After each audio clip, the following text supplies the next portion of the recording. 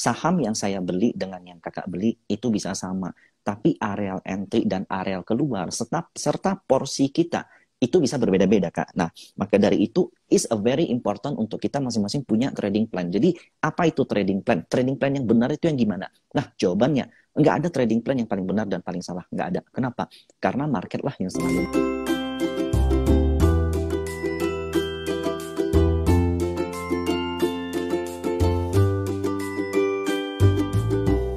Baik teman-teman, kita sudah hadir bersama di sini dengan narasumber kita. Selamat sore. Halo, sore. Selamat sore, kok. Baik, perkenalkan saya Devi dari Retime. Hari ini kita akan berbincang bersama Koh MY ya, panggilan akrabnya. Iya, betul. Ya, betul. Kita akan berbincang bersama Koh MY. Topik kita hari ini adalah main saham bukan sekedar ikut-ikutan gitu, Kok. Nah, baik. Mungkin tidak perlu saya perkenalkan lagi Koh MY ini karena udah terkenal nih di kalangan teman-teman semua, apalagi para trader-trader ini yang pengen belajar hari ini. Sorry nih aku, kita undang Koh MY yang udah profesional, tapi kita bahas temanya yang masih untuk pemula gitu, nggak apa-apa ya Koh? Oh, nggak apa-apa kok. Saya juga masih belajar, Kak. Iya, baik Koh. Nah, hari ini topik kita yang akan kita bahas pertama nih Koh, kalau berbicara soal trader baru nih, atau kita baru mulai terjun di dunia saham, itu pasti ada trading plan-nya itu seperti apa kok? Boleh mungkin kok MY sampaikan kepada teman-teman Retime dan followers-followersnya yang baru mau belajar main saham, itu trading plan-nya gimana? Apakah kita join saham itu hanya sekedar ikut-ikutan tren seperti tema kita pada hari ini, atau ada yang memang pengen grow money, atau ada yang pengen mengacu adrenalin mungkin kok, karena kalau trading itu suka deg-degan kayak gitu. Boleh kok dijelaskan? Oke, jadi sebenarnya pada intinya setiap trader atau setiap investor itu punya psikologis yang berbeda-beda. Saya punya tingkat psikologis yang berbeda, Mbak juga punya mental yang berbeda, dan semua yang nonton sekarang juga punya mental dan psikologis yang berbeda-beda. Nah, sesuai dengan judul kali ini, yaitu beli saham jangan ikut-ikutan. Ya, mungkin ya saham yang saya beli dengan yang kakak beli itu bisa sama, tapi areal entry dan areal keluar serta porsi kita itu bisa berbeda-beda, Kak. Nah, maka dari itu is a very important untuk kita masing-masing punya trading plan. Jadi, apa itu trading plan? Trading plan yang benar itu yang gimana? Nah, jawabannya, nggak ada trading plan yang paling benar dan paling salah. Nggak ada. Kenapa? Karena market lah yang selalu benar. Jadi, nggak ada satupun analis, nggak ada satupun riset yang selalu 100% on the market. Nggak mungkin, nggak akan ada satupun yang seperti itu. Even saat ini, kalau kita baca riset dari salah satu analis ternama, yang dari institusi analis ternama, ada yang very very bullish di Bitcoin, tapi ada juga yang very very bearish di Bitcoin. Nah, kita mau percaya yang mana? Dua-duanya kredibel, dua-duanya sudah punya track record yang very very oke. Nah, jawabannya adalah kita harus punya trading plan di diri kita masing-masing, karena yang namanya saham, yang namanya pergerakan market, apapun itu akan selalu ada risk dan reward. Nah, resiko inilah, trading plan inilah yang baik disusun berdasarkan resiko masing-masing. Contoh, mungkin dana saya, maksimal saya bisa rugi 10% dari total dana saya. Maka trading plan yang baik, jangan hold atau jangan simpan jika resikonya udah lebih dari 10%. Kalau kakak mungkin bisa sampai 20%, 30%. Maka dari itu terkadang saya keluar, yang lain malah bisa nambah gitu. Maka dari itu trading plan susunlah berdasarkan psikologis dan kematangan mental kalian masing-masing. Nah, kalau berbicara soal psikologis trading nih aku, kan banyak orang yang mengatakan bahwa dari baca buku atau dari join live seperti ini, atau mungkin dari dengerin pengalaman orang lain, itu kita udah bisa terjun di dunia trading. Tapi sebenarnya kita harus ngerasain langsung sebenarnya untuk tahu gimana sih psikologis kita dalam menghadapi dunia trading ini, karena kan kita tahu bahwa ketika market tidak stabil nih kok, kita kadang emosi gitu, terbawa emosi untuk menentukan pilihan nih. Itu gimana kok dalam manajemen psikologis kita untuk jadi trader yang baik? Mungkin banyak frase-frase yang mengatakan seperti ini, belajarlah dari pengalaman orang lain, belajarlah dari nasihat orang lain. Tapi sorry to say, di market itu nggak berlaku. Maybe kamu bisa mendapatkan something, kamu bisa mendapatkan pelajaran ketika kamu mendengar live seperti ini, ketika kamu membaca buku, ketika kamu mendengar kursus. Tapi di dalam prakteknya itu akan berbeda dengan diri masing-masing. Sebagai contoh, kalau saya suruh kamu baca buku 10 buku deh, cara pintar mengendarai sepeda. Tapi kalau kalian nggak coba naik sepeda, bisa nggak? Nggak akan bisa. Contoh, kalaupun kalian setiap hari nyoba naik sepeda di komplek, dengan coba naik sepeda di jalanan atau di jalan tol sekalian, itu pasti feelingnya tuh berbeda dan diperlukan pengalaman dan kematangan psikologis yang berbeda-beda. Maka dari itu sebenarnya kalau seandainya ada yang bilang dengan sering-sering baca buku, dengan sering-sering nonton live, dengan sering-sering ikut training, kalian bisa jadi bagus psikologisnya. Sampai saat ini saya belum setuju dengan statement tersebut. Jadi untuk mendapatkan psikologis yang baik, the only way untuk saat ini adalah you try and try. Jadi kita memang harus terjun langsung gitu ya, kok, untuk memang benar-benar merasakan gimana sih sensasinya jadi trader gitu kan? Iya, betul. Baik, dari pengamatan saya nih kok di orang-orang sekitar, banyak para trader ini yang lahir ketika momen pandemi nih kok. Teman-teman saya juga kemarin pada join saham gitu pas lagi dirumahkan, lagi nggak kerja, pengen punya penghasilan tambahan gitu. Kayaknya kita bagus coba trading. Nah itu di momen-momen pandemi kemarin kan kita tidak bisa memungkiri bahwa ada momen-momen yang market nih lagi jelek-jeleknya nih kok. Nah, gimana sih pendapat Ko MY terkait kita join market itu, kita harus lihat pas market lagi bagus baru kita join, atau ada untungnya nih kita join pas market lagi jelek-jeleknya? Oke. Saya mulai di market itu benar-benar pas momen lagi jelek, yaitu di 2013. Pertama kali tapering itu di 2013. Krisis 2008, tapering 2013. Nah, apa yang terjadi? Saat itu untuk dapat cuan itu susah banget di 2013. Ini akan berbeda psikologisnya dengan kalian yang join di tahun 2020. Karena di 2020 awal itu maybe jelek, tapi di pertengahan tuh udah very, very bullish. Nah, mungkin teman-teman jadi sedikit ketampar di 2021, mungkin banyak yang nyerah, banyak yang stop segala macam. Nah, alasannya kenapa? Sebenarnya bukan karena marketnya jelek, tapi karena ekspektasi kalian yang terlalu tinggi. In my humble opinion, bahkan kalau kalian lihat fun fact sheet dari reksadana di tahun 2021, banyak yang rugi, Kak. Mereka profesional loh dalam mengatur keuangan. Mereka punya gelar manajer investasi, rata-rata punya gelar di bidang masing-masing, punya pengalaman di bidang masing-masing, tapi di 2021 mereka nggak bisa perform. Nah, seandainya teman-teman yang justru masih baru di market dan nggak perform, it's a very normal.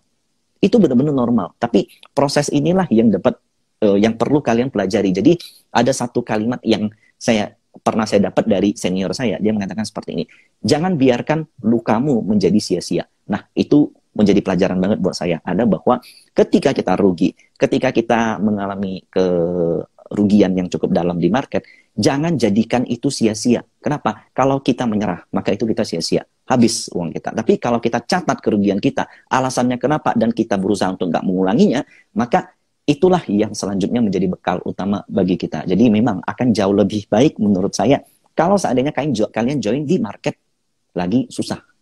Karena ke depan kalau market lagi enak, wah itu udah jauh, istilahnya kamu udah dapat bekal duluan sebelum menghadapi market yang jelek. Jadi ketika market lagi jelek ini sebenarnya ada keuntungan buat kita jadi pengalaman gitu ya, kok, untuk menghadapi kedepannya ketika kita menghadapi market lagi jelek nih, kita jadi udah tahu gimana untuk ambil keputusannya gitu. Nah, kalau kita bicara soal ini lagi kok, money management trading nih kok. Nah, itu tuh pada harga berapa sih kita bagusnya itu untuk take profit, kemudian average up or down, kemudian kita harus cut loss itu di momen-momen seperti apa? Nah, gini, momen ketika kita cut loss dan momen ketika kita taking profit itu selalu berimbal balik. Sebagai contoh, Kak, ya, bagi saya uang 10 juta adalah besar, contoh. Maka ketika saya masuk market, saya punya hope, saya punya target untuk mendapatkan uang 10 juta. Selalu seperti itu. Sehingga nilai yang saya masukkan, uang yang saya masukkan akan mengarah ke plan untuk mendapatkan uang sebesar 10 juta. Tapi karena uang 10 juta menurut saya besar, maka ketika saya rugi di atas 10 juta, itu juga besar bagi saya. Nah, maka dari itu sebenarnya ketika teman-teman menempatkan posisi atau merasa uang ini besar, maka kecilkanlah ekspektasi kalian, kemudian perkecillah resiko kalian seminim mungkin. Contoh, bagi kalian pengen dapat uang 10 juta di market setiap bulan, maka buatlah rugi kalian atau resiko kalian maksimal, contoh, setengah atau di bawah setengah. Contoh, 4 juta, 3 juta, atau 2 juta maksimal. Jadi saya tuh banyak banget yang ketemu orang yang bilang begini, Kak, saya pengen DP rumah, saya pengen bayar SPP sekolah, saya pengen bayar SPP kuliah, saya pengen DP motor contohnya. Nah, let's say dana yang mereka butuhkan 20 juta, 30 juta. Sehingga setiap trading plan mereka susun dengan money management gimana bisa dapat uang 20 juta, 30 juta. Tapi mereka nggak lihat ke bawahnya gimana. Mereka nggak tarik ke bawahnya gimana. Ketika mereka rugi, maka itu akan selalu 50-50. Ketika kalian untung 20 juta, tapi ketika market atau posisi kalian salah, rugi kalian juga bisa 20 juta atau 30 juta. Nah, jadi dibanding dengan kalian menargetkan taking profit senilai berapa, lebih baik datang, manage-lah resiko kalian. Mark Minervini pernah bilang seperti ini.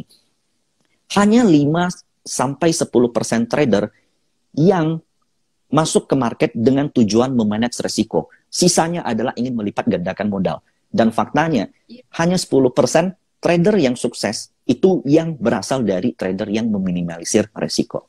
Jadi kenapa kita nggak ambil part dari 10% itu? Jadi dalam menentukan cut loss ataupun menentukan area taking profit, nah, yang pertama adalah ukurlah resiko dulu maksimal berapa. Bukan masalah persentasenya, Kak. Jadi kalau seandainya minus 10%, contoh, resiko maksimal saya 10 juta.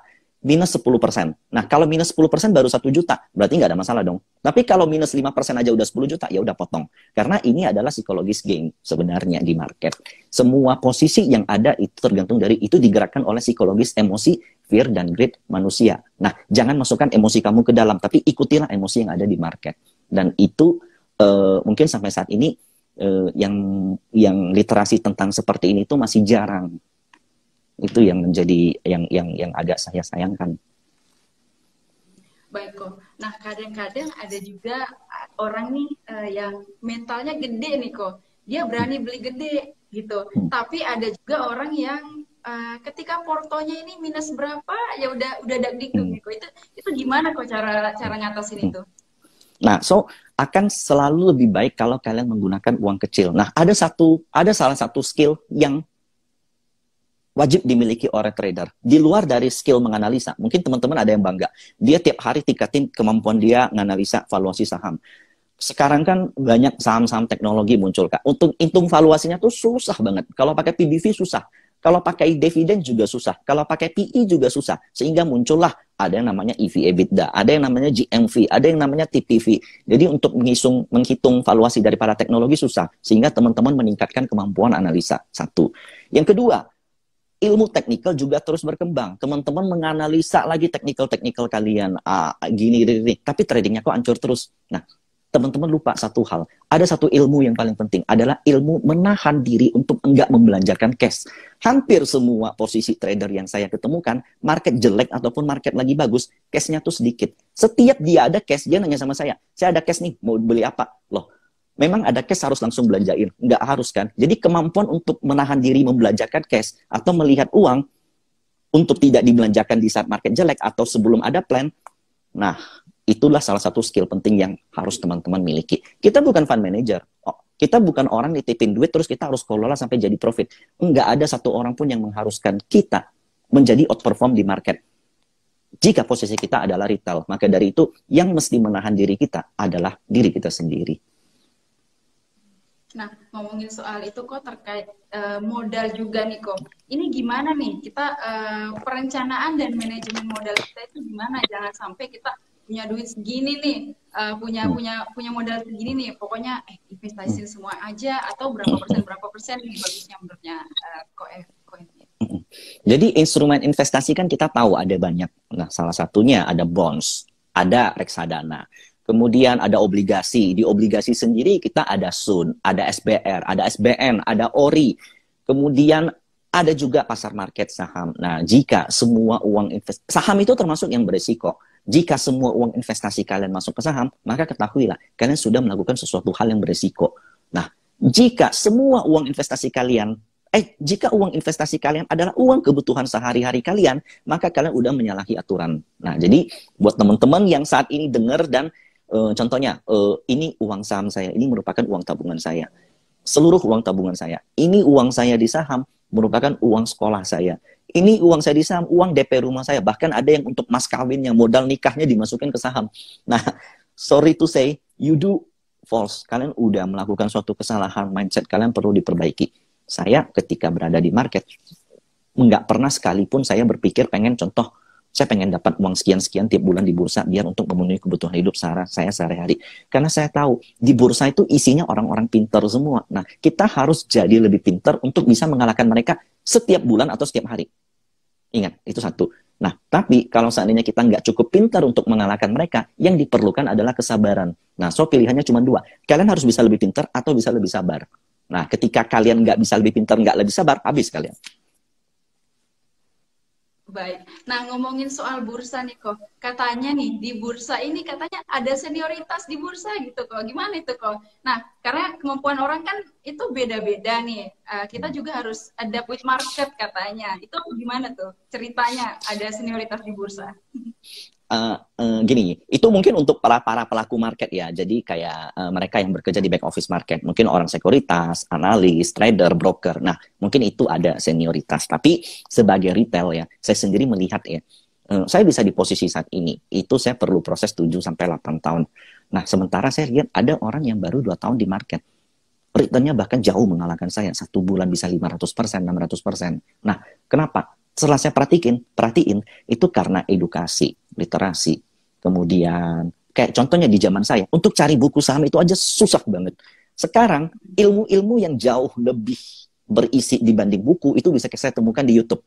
Bahkan bisa saya temukan di live Instagram. Bahkan saya bisa ditemukan di mentoring gratis. Nah, menurut saya memang literasinya untuk teknik, untuk metode itu udah jauh lebih oke, tapi untuk mindset itu memang masih perlu sedikit dibenahi di market. Nah, maka dari itu teman-teman nggak usah takut sama yang namanya senioritas. Itu nggak ada kecuali di bursa, di back office. Nah, mungkin ada yang lebih senior, mungkin ya dia ada intimidasi atau segala macam. Tapi di bursa, saya banyak perhatikan yang udah bertahun-tahun di market itu bisa kalah sama orang yang jauh lebih awal di market.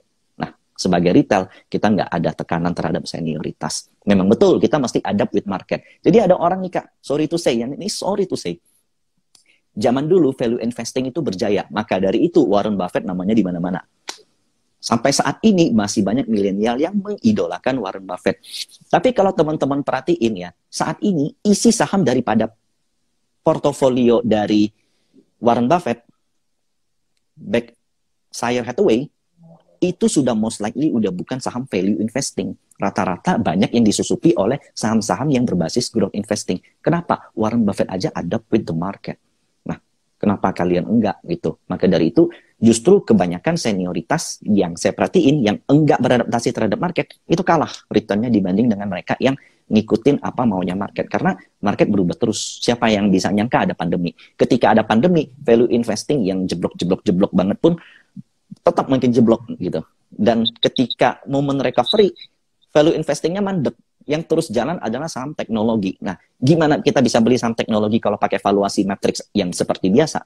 Menggunakan PBV nggak masuk, menggunakan PE nggak masuk. Nah, maka dari itu kita mesti adapt. Nah, senioritas, kalau zaman-zaman dulu, gimana cara hitung valuasi saham teknologi? Nggak bisa. Sampai saat ini aja, semua masih acak tentang valuasi dari saham teknologi. Nah, maka dari itu senioritas untuk di back office, tapi kalau di retail saya rasa nggak ada. Baik. Kalau yang saya perhatikan nih kok, di bursa itu uniknya tingkat keberhasilan orang itu kan beda-beda nih. Meskipun ada dengan yang ilmu yang sama, kemudian grup yang sama, bahkan di saham yang sama itu tetap beda-beda nih tingkat keberhasilan orang. Itu tuh emang perlu skill khusus kah, atau emang ada orang yang saya passionate nih di sini, atau ada orang yang baru bentar doang kayak apes-apes berapa kali, kayaknya saya nggak cocok deh. Itu gimana kok? Mm-mm. Saya memang ada beberapa orang yang maybe dia punya talent ya, dia bisa ngelihat harga dengan cepat. Kemudian saya nanya alasannya kenapa dia nggak tahu. Kemudian saya nanya, ini gimana cara lu analisa bisa begini? Dia bilang nggak tahu, dia benar-benar kadang pakai feeling. Nah, tapi sebenarnya in my opinion itu bukan feeling, tapi dia punya apa learning by experience dia yang nggak bisa dia jelaskan ke orang lain. Karena gini, kan ada orang contoh Picasso, kalau seandainya disuruh ngajarin orang untuk melukis, dia nggak bisa, Kak. Dia jago melukis, tapi dia nggak bisa ngajarin orang melukis. Tapi mungkin ada orang yang bisa melukis, enggak sejago Picasso, tapi dia mengajar bisa lebih jago daripada Picasso. Nah, jadi memang ada orang yang ketika dia punya sesuatu, dia nggak bisa nyampein, ini saya lakuinnya gimana. Nah, sementara ada yang bisa lakuin sesuatu, dia bisa dengan clear menyampaikan sesuatu ke orang. Maka dari itu memang ada profesi dosen. Tapi ada juga orang yang pinter, tapi dia nggak bisa jadi dosen. Nah, kalau di opini saya, di market sebenarnya itu lebih ke masalah data kualitatif dan data kualitatif yang kalian analisa berdasarkan apa yang kalian di market, bukan apa yang kalian lihat di market, bukan apa yang kalian inginkan. Jadi memang di market itu lebih ke bagaimana kalian menahan emosi kalian, bagaimana menyesuaikan emosi kalian dengan yang ada di market. Nah, jadi that's the important one. Semakin kamu pinter, bukan semakin kamu pinter menganalisa ya, tapi semakin kamu pinter beradaptasi terhadap market. Saya lihat banyak yang berhasil itu rata-rata dia ngelihat market berubah, dia ngikutin. Dia lihat market berubah, dia ngikutin. Dia lihat market berubah, dia ngikutin. Bukan melulu sama dia punya keinginan gitu. Jadi harus memang bisa adapt with market gitu ya, kok? Yap, betul. Ini contoh, ada yang komen Tenca ya. Ini saya komentarin. You know that Tenca kemarin dia ada RUPS. Right? Isunya tertunda. Dan itu menjadi suatu tanda tanya, mungkin bisa jadi kalau menurut saya rek isu TNCA itu berada di harga yang agak bawah atau dengan rasio yang besar sehingga ada investor yang melakukan aksi jual untuk menembus rek isunya di harga bawah. Nah, kalau seandainya kalian udah terlanjur gede di TNCA, kalian nggak mau adapt with the market, ya portofolio kalian hancur dan kalian cuma bisa ngomel, tencah, oh tencah, tencah, oh tencah. Tapi bagi seorang investor yang bisa ikutin market, ya udah jual dulu nanti beli di bawah. Nah, contoh case seperti ini, bukan masalah analisanya, bukan masalah sahamnya, tapi emosi kalian yang nggak bisa kalian ikutin dengan maunya market. Baik kok. Nah, kalau kita ngomongin soal market nih kok, market akhir-akhir ini gimana kok? Terakhir market hari Jumat kemarin close di harga hampir tertinggi ya, hampir all time high. Tapi itu most likely masih lemah karena itu hanya didominasi oleh big banks yaitu BBCA, BBRI, BMRI, dan BBNI. Dan itu menurut saya bukan pergerakan yang terlalu baik. Memang inflow bagus, tapi akan jauh lebih baik kalau seandainya inflow-nya tuh merata. Alias ke infrastrukturnya dapat, Telkomnya juga dapat, ASI-nya juga dapat, lalu Excel turunannya Indosat segala macam dapat. Itu adalah inflow yang baik. Jadi untuk saat ini ya, market memang berada dalam area all time high, tapi minggu depan berpotensi terkoreksi. Dan kita tapi tahun ini diproyeksikan kita akan menuju all time high. Baik, kalau Januari Effect kok tahun ini gimana kabarnya? Pertama ya, maybe January Effect sukses. Mungkin boleh dikatakan sukses karena saham menuju all time high. Tapi itu hanya saham yang terbatas, yaitu hanya banking. Dan bankingnya tuh hanya big banks. Contohnya kayak BRIS masih turun, Agro masih turun. Saham-saham ini yang lain semuanya masih turun. BBTN masih di situ-situ aja. Yang all time high itu cuma BBCA. Yang naik kenceng cuma BBNI, lalu BBRI dan BMRI. Kenapa? Karena asing saat ini hanya melihat itu. Asing tuh belum melihat adanya perubahan ekonomi yang terjadi di Indonesia. Jadi bersabarlah. Kak, menurut saya di January Effect, kalau you pegang BBCA mungkin you ketawa. Tapi kalau you pegang yang lain, contohnya kayak Pegas segala macam, itu portofolionya pasti menurun. Jadi January Effect kali ini itu hanya terjadi di big banks ya, alias BBCA, BBRI, BMRI, dan BBNI. Yang lain enggak. Nah, justru saya lebih optimis menyambut kuartal ke-1, kuartal ke-2, dan kuartal ke-3. Karena di kuartal ke-1 akan ada musim laporan keuangan keluar. Di kuartal ke-2 akan ada musim pembagian dividen. Kenapa? Karena di 2021 GDP kita bagus. Jadi akan ada kemungkinan perusahaan-perusahaan yang udah mendapatkan earning bagi dividen. Dan itu akan jadi katalis positif. Jadi saya lebih optimis menyambut Q2 dan Q3 dibanding dengan January Effect. Baik kok. Nah, untuk tahun ini kok pemilihan sektor tahun itu gimana? Nah, katanya Hmm. 2022 ini kita ada momen tapering, kemudian Mm-mm. The Fed ini naikin suku bunga gitu. Tapi Ya. katanya tapering ini nggak ngaruh ke Indonesia, itu gimana kok? Hmm. Kalau dibilang tapering nggak ngaruh ke Indonesia, ya enggak juga. Memang ada pengaruh karena fear terhadap itu tetap ada. Jadi karena kita berkaca dari tahun 2013, ketika tapering terjadi dadakan, IHSG minus 25% kalau saya nggak salah. Dan banking itu minusnya tuh sampai 50%. Sampai 40%, 50%. Bayangin, BBCA minus 50% pasti heboh kan. Itu satu. Yang kedua, kenapa itu terjadi? Karena sejak tahun 2009 sampai 2012 itu IHSG bullish parah. Karena kita mendapat masukan dari dolar, masukan dari asing. Ketika mendadak dolar harus ditarik balik, mau nggak mau aset-aset kita dijualin, plap, plap, plap, plap, plap. Padahal nggak ada perubahan fundamental, Kak. Nah, kalau dibayangin, BCA-nya jelek nggak tahun 2013? 2013 nggak ada masalah, krisisnya krisis keuangan doang karena tapering. Nah, maka dari itu, memang kadang bursa itu nggak adil gitu. Kalau kita hanya berkaca pada fundamental, ya kita mesti aware terhadap apa yang terjadi di depan. Itu satu. Yang kedua, di tahun 2021, 2022 ini akan sedikit beda. Sebenarnya tapering udah, tapi bukan taper tantrum, bukan kenaikan suku bunga. Kenaikan suku bunga di tahun 2022 akan terjadi 4 kali. Apakah akan berefek kepada Indonesia? Yes, akan berefek. Tapi kalau kita perhatikan, setiap momen ketika The Fed mengatakan akan tapering, justru IHSG inflowing. Yang panik itu adalah investor lokal. Nah, ini menjadi suatu tanda kutip yang dimana indikasinya adalah in long run, dalam jangka panjang, justru tapering ini menguntungkan Indonesia. Kenapa? Karena di tahun 2021, inflow yang ada di Indonesia itu kecil banget. Mau keluar apa lagi? Istilahnya masuknya aja kemarin 2021 itu kecil. Kalau mau keluar pun justru nggak banyak lagi. Malahan setiap tapering asing inflow. Nah, itu tercatat jelas, datanya ada. Kalau kalian bisa track back ke belakang, ya tapi memang sebatas masih di big banks. Nah, itu yang kita harapkan terjadi merata nanti di seluruh sektor. So, sampai saat ini ya, sektor yang memang mendapatkan inflow baru big banks. Selanjutnya kayak turunannya ke infrastruktur, konstruksi, consumer, dan yang lain-lain masih belum. Jadi di 2022, you should not worry about tapering, tapi mesti waspada. Gitu. Baik. Kalau sektor bank digital atau bank ini kok gimana? Bank mini terus terang saya agak skeptis, nggak bisa semua bank mini lagi naik. Kalau yang kayak tahun 2021, 2020 kan semua bank mini naik. Di 2022 itu hanya bank mini yang memang benar-benar mendekati dengan momen akuisisinya. Memang ada salah salah dua lah yang mendekati dengan project right isunya yang akan sukses, maybe akan sukses dibeli oleh standby buyer. Nah, untuk bank digital, saya bullish di tahun ini. Tapi enggak sampai multi-bagger. Tapi untuk sekedar upside 20%, 30%, sampai 50%, it's a very possible untuk bank digital. Kenapa? Karena tahun lalu mereka sukses mendapatkan rate yang jauh lebih impresif daripada bank konvensional. Ketika bank konvensional susah untuk mendapatkan nasabah baru, peningkatan nasabah mereka itu sampai ribuan persen bahkan.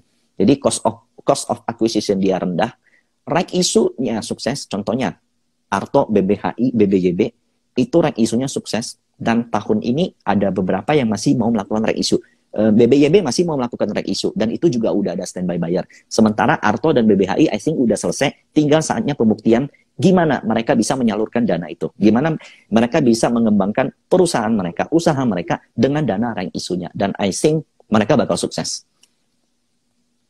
Baik. Nah, di 2022 ini kan ada Omicron juga kok. Nah, itu apakah ada efeknya kok? Nah, so far sampai saat ini ya, Omicron efeknya ke bursa itu nggak gede. Yang paling parah itu Delta tahun lalu. Dan tahun ini Omicron disinyalir ini merupakan salah satu momen terakhir dari pandemi menuju endemi. Jadi memang riset dari JP Morgan mengatakan bahwa ini bisa menjadi sinyal bahwa pandemi sudah selesai. Apakah COVID-nya hilang? Enggak. COVID-nya tetap ada, tapi status waspadanya itu akan dicabut. Karena Omicron ini sampai saat ini, death rate-nya itu kecil. Memang spread rate-nya meningkat, tapi death rate-nya semakin mengecil karena mutasinya semakin melemah. Jadi memang ini yang perlu, menurut saya kita nggak perlu terlalu khawatir, karena Indonesia juga komit terhadap vaksinasi. Jadi memang kita termasuk salah satu negara yang diapresiasi. Diapresiasi, kalau nggak salah kita masuk 5 negara yang vaksinasinya termasuk golongan baik. Karena itu terbukti dari ketika seluruh dunia kalau saya lupa di bulan apa, kayaknya Oktober November, itu seluruh dunia kepanikan terhadap Omikron, sementara Indonesia anteng-anteng. Bahkan sampai pemerintah Malaysia tuh heran bagaimana cara Indonesia menanganinya. Ternyata PPKM kita yang level 3 kemarin itu sukses, Kak. Dan itu akan menjadi pelajaran atau akan menjadi pengalaman dari pemerintah untuk menangani gelombang-gelombang COVID berikutnya. Baik. Nah, selanjutnya kita kan tahun ini ada presidensi G20 nih, kok. Itu gimana, kok? Ada pengaruhnya nggak? Mungkin ada pengaruhnya tapi kecil, karena gini, yang perlu diperhatikan kan akan banyak event-event yang diadakan di pemerintahan Indonesia, di lokasinya di Indonesia. Salah satunya MotoGP Mandalika, kemudian ada G20 di Indonesia. Juga ya, kok? Betul. Nah, Formula E juga di Jakarta, dan itu tentunya akan menambah devisa kita, akan menambahkan pundi-pundi pendapatan pemerintah, dan itu memang salah satu program pemerintah di tahun ini, yaitu membuka keran bagi investor luar atau wisatawan luar untuk masuk, dan waspadanya adalah Omikron. Memang ketika itu dibuka semua masuk, kita harus waspada terhadap Omikronnya. Jadi banyak kan yang protes, kok kita nggak boleh keluar tapi orang luar boleh masuk. Ya mungkin kalau di opini saya, pemerintah membatasi jumlah uang yang keluar. Kalau kalian belanja di luar negeri, ya itu kan otomatis kalian belanja dolar, ya kan? Atau kalian belanja mata luar asing dan mata uang asing, dan itu ya pelan-pelan soon or later itu akan memberikan dampak buruk untuk neraca dagang kita. Nah, tapi kalau seandainya orang luar yang datang, nah itu kan mereka belanjanya kan pakai rupiah. Nggak mungkin dong mereka bayar vendor-vendor yang ada di Indonesia pakai dolar, nggak mungkin, pakai rupiah. Dan itu bisa menguatkan rupiah kita. Nah, itu alasan pemerintah membuka keran dari foreign untuk masuk ke kita, tapi sebisanya kita nggak usah keluar lah, nggak usah belanja-belanja dulu. Belanjain duitnya di Indonesia aja, biar uangnya muter di Indonesia, gitu. Baik, kok. Ini ada teman-teman yang nanya, kok. Teman-teman yang lain juga kalau mau nanya bisa boleh drop pertanyaannya di kolom komentar. Ini pertanyaannya, komoditas gimana nih, kok, di tahun 2022? Oke, di tahun 2021 harga komoditas semua naik dan Indonesia neraca dagangnya surplus. Nah, di tahun 2013 neraca dagang kita defisit. Tahun ini neraca dagang kita surplus dan cadangan devisa kita masih oke. Kalau nggak salah ada di angka 150-an juta dolar, saya lupa. Tapi itu lebih baik 30% atau 50% dari tahun 2013. Itu satu. Dan itu membuat fiskal kita, trade balance kita, dan CAD kita membaik. Dan itu akan terjadi juga di tahun 2022. Sudah beberapa riset yang mengatakan bahwa di tahun 2022 akan terjadi lagi krisis energi. Nah, kemarin kita tahu, even Pak Jokowi dan pemerintahan Indonesia aja takut kalau seandainya kebutuhan coal di dalam negeri itu nggak mencukupi. Sehingga kemarin ekspor coal dibatasi. Dan terakhir kali yang saya dengar, akan ada DMO untuk CPO. Saya nggak tahu benar apa enggak. Tapi pada intinya memang kebutuhan terhadap energi itu semakin besar. Lonjakan permintaan terhadap energi semakin besar. Dan Indonesia sebagai salah satu negara penghasil komoditas CPO, batu bara, nikel, kemudian kita juga punya gold yang oke, kita punya tin, timah, kita punya copper, itu akan memberikan efek positif untuk CAD kita atau neraca dagang kita. Jadi komoditas variable, tapi enggak specifically ke sahamnya. Contohnya, harga CPO naik tinggi, tapi perusahaan CPO sahamnya nggak kemana-mana, Kak. Jadi ya pilihlah yang sesuai dengan maunya market. Nah, salah satunya coal itu still oke. Nikel juga bagus, copper juga oke. Timah, I guess bisa jalan tahun ini. Baik. Ini ada lagi pertanyaan, kok. Ini terkait pemindahan ibu kota negara baru nih, kok. PNS kan pindah ke Kaltim. Nah, bank-bank BJBR, BJPM itu turun nggak sih? Ada impact-nya ke sektor properti, furniture, dan consumer itu gimana, kok? So far ya, proyeksi pemerintah untuk pemindahan ibu kota kalau nggak salah 20 tahun ya kalau nggak salah. Kelar di 20 tahun dari sekarang. Dan itu pun udah pasti bukan di masa pemerintahan sekarang. Dan di opini saya sampai saat ini market belum ngerespon. Jadi still still stagnan, sideways di opini saya. Jadi mungkin banyak berharap konstruksi bakal naik nih. Wika Waskita, PTPP, Adi terbang dapat proyek. In my opinion, it's not this year. Enggak happen di tahun ini. Jadi kita lihat perkembangannya, tapi di opini saya so far saat ini belum. Baik. Ini ada yang nanya lagi kok mobil listrik gimana? Nah, ini salah satu game changer ya untuk tahun ini ya. Karena kalau kita perhatiin ya, saat ini tuh hampir seluruh negara sudah mulai akan menetapkan yang namanya carbon tax. Jadi carbon tax itu merupakan pajak yang dikenakan ke perusahaan yang memberikan emisi ke lingkungan. Nah, salah satunya perusahaan coal itu kena pajak lumayan tinggi, carbon tax. Tapi beruntungnya ternyata kebutuhan coal masih tinggi. Itu bisa ditutupin. Jadi harga kenaikan coal yang tinggi itu bisa ditutupin dengan tax-nya. Itu satu. Yang kedua, soon or later kita akan memasuki era green energy karena hampir seluruh dunia sepakat bahwa lapisan ozon kita, bumi kita perlu dilindungi. Maka dari itu ada fund yang dibentuk namanya ESG Fund, Environment, Social, dan Government. ESG Fund itu dibentuk dengan tujuan biar perusahaan-perusahaan ke depan, kalau dia mau mendapat funding, itu mesti memperhatikan lingkungannya. Nah, itu yang membuat EV car, electric vehicle, menjadi salah satu perusahaan yang memiliki prospek cerah, karena dia akan mudah mendapatkan funding. Dan yang akan diuntungkan apa? Indonesia punya mobil listrik nggak? Jawabannya nggak punya. Maybe masih dalam wacana. Punya motor listrik? Maybe yes. Tapi yang diuntungkan apa? Adalah komoditasnya, yaitu nikel, kemudian kupar, tembaga. Baik kok. Nah, ini dari teman-teman ada juga yang nanya soal 2022 ini sektor yang bakalan naik katanya apa kok? Kasih kisi-kisi dong. Ya, memang untuk mendapatkan spread rate satu ya, banking or economy it's 90% kalau saya saat ini. Tapi untuk turunannya, kalau seandainya banking dapat dana gede, itu kan pasti disalurkan ke usaha-usaha yang memerlukan dana. Contohnya, konstruksi, infrastruktur, consumer, kemudian properti. Merekanya jalan nggak? So far, sampai saat ini, enggak. Nah, jadi di tahun ini, ketika banking udah jalan, mestinya mereka turunannya semuanya dapat. Jadi boleh dikatakan, all sector will be good in 2022. Tapi untuk saat ini, berfokuslah hanya di big banks dan produk turunan dari digital banks. Itu yang perlu menjadi perhatian. Selanjutnya teman-teman yang mau nanya boleh langsung silakan, nanti kami bacakan untuk dijawab langsung nih sama Ko Emia. Kapan lagi kita bisa belajar dari Ko Emia.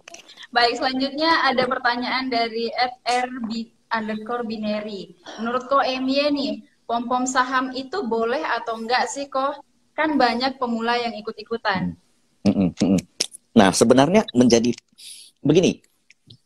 Di zaman sebelum terkenal Instagram Live, sebelum adanya yang namanya Clubhouse, sebelum ada yang namanya Discord, sebelum ada yang namanya YouTube, pom-pom saham itu udah ada sejak zaman dulu. Tapi lewat media, lewat riset, lewat rekomendasi. Nah, mungkin kata pom-pom ini konotasinya negatif. Tapi yang perlu diperhatikan adalah gini. Di bursa itu kan kita kenal ya ada dua pihak. Yang pertama buy side, itu adalah pihak yang mengelola dana besar. Yang mereka mengelola dana klien secara profesional, yaitu fund manager, reksadana. Kedua, ada pihak yang namanya sell side. Sell side ini tujuannya untuk menjual, sesuai namanya sell side. Dia memperkenalkan saham kepada retail. Jadi dia jelaskan saham ABCD itu bergerak di bidang ini. Saham BCDE prospeknya seperti ini. Saham ini dijauhin, saham itu dijauhin. Ini rekomendasinya sekian, ini bla bla bla sekian. Itulah yang namanya kegiatan menjual. Nah, pom-pom yang saat ini heboh itu adalah kegiatan menyampaikan sesuatu tanpa dilandasin oleh sesuatu yang valid, tanpa didasari sesuatu yang punya faktor X contohnya. Nah, contohnya saya bilang beli ABCD, alasannya nggak tahu. Nggak bisa seperti itu. Dan itu apakah masuk ke dalam ranah ya tidak diperbolehkan? Ya sampai saat ini regulasinya nggak jelas. Tapi in my opinion, seperti apapun pom-pom, seperti apapun ajakan membeli, yang paling penting adalah kalian ikutan atau enggak, kalian punya plan atau enggak. Nah, that's why trading plan is very important. Jangan cuman sebenarnya ya, kalau dibilang jangan beli saham, jangan ikut-ikutan, ya sebenarnya saya ada nggak setujunya. Kenapa? Karena ketika saya membaca riset, contoh, saya membaca riset dari Credit Suisse, artinya saya mengikuti outlook daripada Credit Suisse. Saya melihat outlook blueprint daripada pemerintah, artinya saya mengikuti apa yang menjadi plan pemerintah. Ketika saya membaca rekomendasi dari sekuritas ABCD, artinya saya mengikuti outlook daripada sekuritas ABCD. Bahkan ketika saya melihat market seperti apa dan saya ikutin, artinya saya mengikuti market. Yang menjadi masalah adalah ketika kalian mengikuti seseorang atau mengikuti suatu metode, mengikuti suatu ide, kalian nggak punya plan sendiri. Kenapa? Karena psikologi setiap orang berbeda-beda. Setiap orang punya mental yang berbeda-beda. Sesuaikanlah hal tersebut. Nah, mungkin ya, pernah dengar cerita ada satu investor gede yang beli suatu saham di 6.000. Saya nggak enak sebut namanya. Turun sampai ke 500. Itu ruginya berapa persen? Dia masih hold di 500, dia lipatkan sekitar 4 kali. Nah, kalian mampu nggak nunggu dari 6.000 ke 500? Dari 6.000 turun 10% aja, kalian udah teriak-teriak. Karena mental dan psikologisnya berbeda. Nah, kalian bisa ikutan dia. Tapi kalian nggak bisa ikutan plannya dia. Sahamnya boleh sama, tapi plannya tuh harus berbeda. Nah, sesuaikan gimana cara sesuaikan plan. Sesuaikanlah dengan psikologis dan mental kalian. Memang kita akan selalu ikut di market. Even kalau kita ngelihat market, kita buat plan sendiri, itu artinya kita ngikutin market.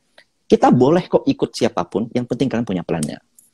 Oke, terima kasih Ko Emi sudah menyempatkan untuk live bareng kita, belajar bareng-bareng sama teman-teman. Teman-teman yang sudah join juga sama kita, ada 1.000 orang lebih nih Ko. Terima kasih fans-fansnya Ko Emi juga yang udah setia dari tadi nontonin Ko Emi. Nah, usai sudah perjumpaan kita pada topik kita hari ini di Cuap-Cuap Akhir Pekan. Minggu depan kita akan kembali lagi dengan topik-topik yang berbeda. Semoga teman-teman bisa kembali bergabung bersama kita. Saya Devi, pamit undur diri. Terima kasih, sampai jumpa. Thank you, Terima kasih, Devi. Ya.